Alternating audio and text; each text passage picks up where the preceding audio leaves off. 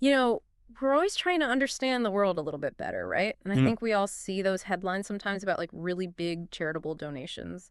Yeah. And it's like, oh, wow, good for them. That's really generous. But um, I don't know about you, but I always find myself wondering what else is kind of going on there? Right. Like behind the scenes? Is it really just generosity? Or Yeah. is there something else, maybe a little more strategic happening? So today we're going to do a deep dive into charitable giving by the wealthy, Oh, yeah. looking past just like the surface level of it all, to try to understand some of the potential motivations and maybe some of the bigger societal impacts that come into play. We've got summaries, arguments for and against, examples of private foundations and DAFs, all that good stuff, and different perspectives on things like transparency and regulation. Yeah. A whole lot to unpack. Exactly. Our Yeah. mission is to really try to get a more complete picture of what philanthropy looks like at this really high level. Right. So I think it's important to start off by acknowledging, like you were saying, that there's a lot of good that comes from these donations. I Absolutely. mean, they support all these vital services that we rely on, Yeah. education, Mm. healthcare, all Right. sorts of things. Right. And, there's also the fact that our tax system actively encourages charitable giving Yeah. through all those deductions and tax breaks. And, at a fundamental level, it is the individual's right to decide, Yeah. where their money goes. Right. It's their money. They earned it. They can do what they want with it. Right. So that's definitely all part of the picture. But what I think it's really interesting is when you start looking at how charitable giving intersects with like tax strategy, Yeah. especially for the really, really wealthy. Yeah. We saw in the sources how these deductions can sometimes end up reducing their overall tax burden, Right. by a pretty significant amount. Oh, for sure. And then you've got things like private foundations, which offer a whole other level of tax advantages Yeah. while also giving donors, a lot of control over how that money is actually being used. And what I find fascinating is this whole idea of what some people call like philanthrocapitalism, Okay. where large-scale giving becomes this way to kind of, shape public image Mm-hmm. and maybe even influence like what societal priorities get put to the forefront. I see. So it's not just about doing good. It Mhm. also becomes about, having a say in, what problems we focus on as a society. So it's almost like they're not just donating money, they're also donating influence in a way. Right. And that raises all these interesting questions, Yeah. Are the most urgent issues always getting the attention?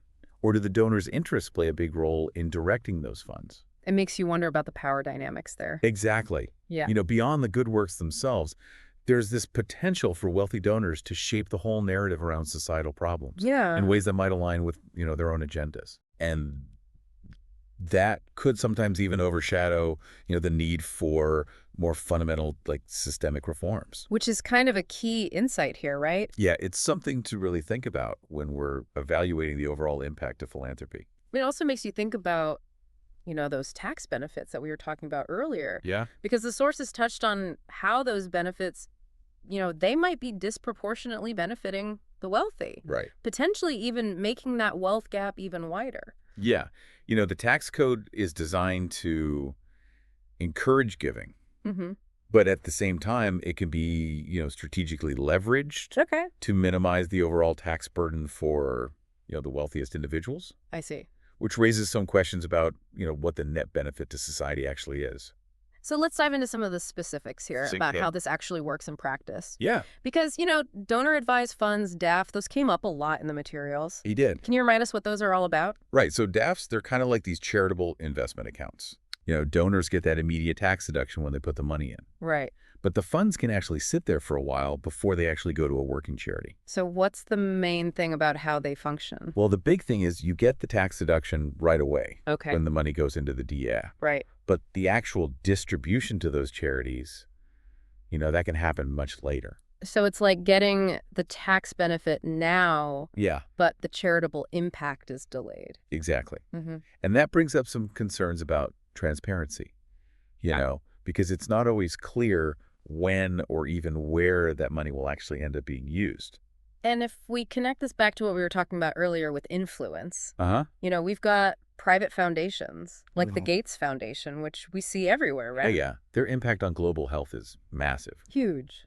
But their sheer size also raises these questions about accountability, Oh. and whose priorities are actually being served when you're operating on such a massive scale. It's not just like a local charity anymore. Right, exactly.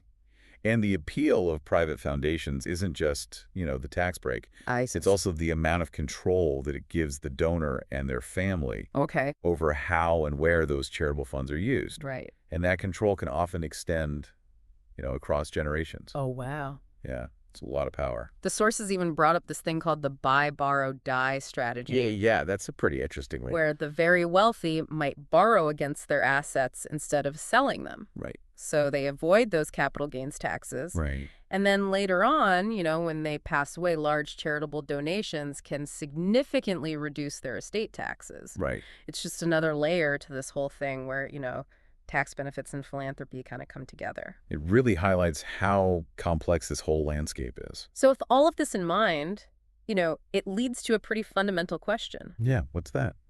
Do you think that the tax benefits for charitable donations should be re-examined at all?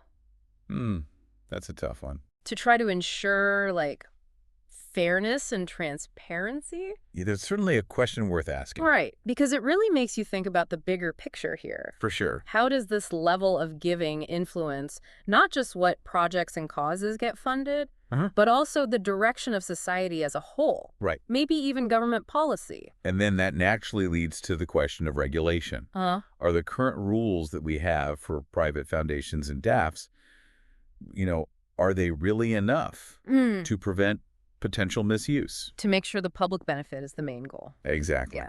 There's a lot to consider. So I think what we've learned here is that charitable giving by the wealthy, it's not quite as simple as it might seem at first glance. Definitely not. There are all these, strategic elements related to taxes and influence that are all kind of intertwined. And it really makes you think about what doing good truly means. Right. In this context of large-scale philanthropy. Like, who gets to define that? Exactly.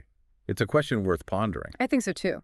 As you encounter this topic out in the world, think about the balance between, genuine generosity, the tax advantages, and the overall societal impact. Because it's all connected. It really is. Well, this has been a fascinating deep dive. I agree. Definitely a lot to think about. Thanks for having me. I always learn so much from these conversations. And for everyone listening out there, keep those questions coming, and we'll keep digging deeper. Absolutely. Until next time. Yeah.